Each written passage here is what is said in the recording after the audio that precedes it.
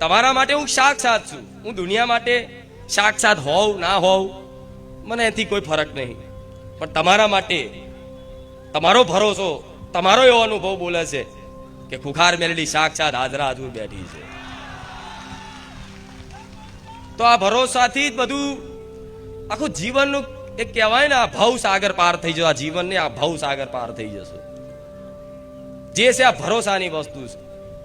અને ભરોસો તમે કર્યો છે, તમે તમારી મહાનતા છે મારા ભક્તોની. તમે બારીજા ધામ આવો છો તો મારા નામના જયકારા કરે છે, પણ આજ હું માતા મારા ભક્તોના નામના જયકારક, મારા ભક્તોની જય હો.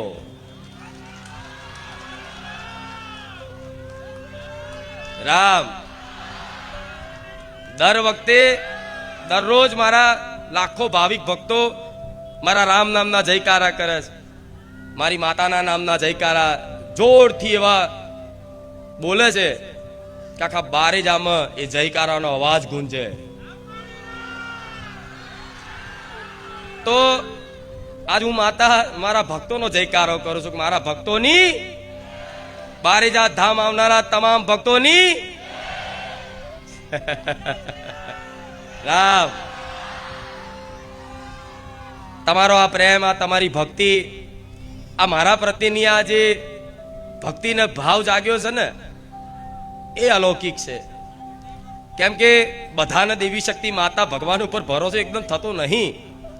દુનિયા તો એના પારખા કરવામાં આખી જિંદગી કાઢી નાખે, પણ માતા હાથમાં આવે, માતાનું કોઈ પ્રમાણ મળે કે માતાજી હોય તો મને કંઈક પ્રમાણ આલે, ભગવાન હોય તો કંઈક પ્રમાણ આલે, તો હું માનું.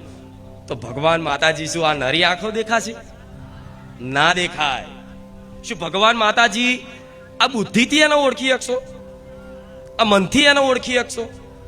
કેમ કે મન બુદ્ધિ આ શરીર બનાવનારો મારો ભગવાન છે, મારા જેવી માતા છે. તો એ બુદ્ધિથી મન માતા સુધી પહોંચી શકો ખરા? ત્યાં તો એકદમ ગાડા જેવું થઈ જવું પડે, એકદમ બુદ્ધિ વગરના થઈ જવું પડે કે માડી તારા પારે આવ્યો છું કે હું બુદ્ધિ વગરનો એકદમ ડફો ઠોઠ છું. કેમ કે તમારું આ મગજ છે, મગજની અંદર આ બુદ્ધિ છે, આ મન છે, એ કઈ ઘડીએ કયો તાર તૂટી જાય વ્યક્તિ ખબર નહીં, પાગલ થઈ જાય.